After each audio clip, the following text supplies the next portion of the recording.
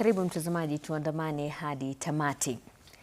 Rais William Ruto amezindua rasmi usambazaji wa shilingi milioni 220 za kuanza biashara ndogo chini ya hazina ya Nyota kwa jumla ya vijana 8,000 kutoka kaunti za Kisumu, Siaya na Homa Bay.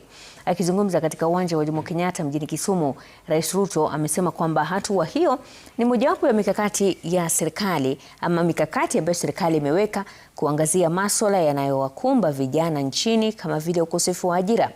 Vijana hao 8,000 wanajumuishwa kutoka jumla ya wadi 105 katika kaunti za Kisumu, Siaya na Homa Bay.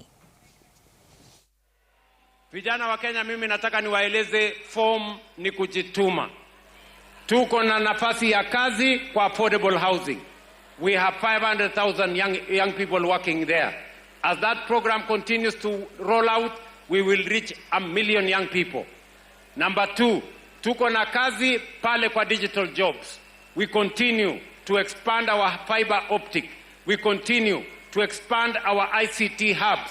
We have 300,000 young people working today. We want to get to 1 million. Mujitume kwa digital jobs. Number 3, we have a program on export of labor. Na mimi ninawahakikishia ya kwamba nitawapeleka Canaan, na hiyo Canaan tutapitia Singapore.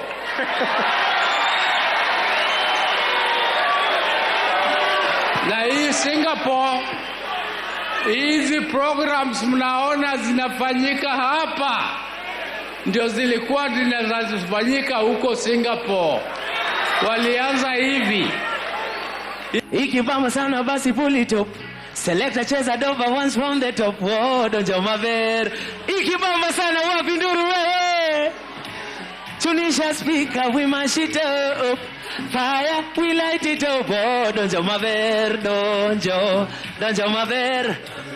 Tuko tao CBD kwa penthouse, wanadhani CBD ni guesswork. Hai. Viongozi wanawake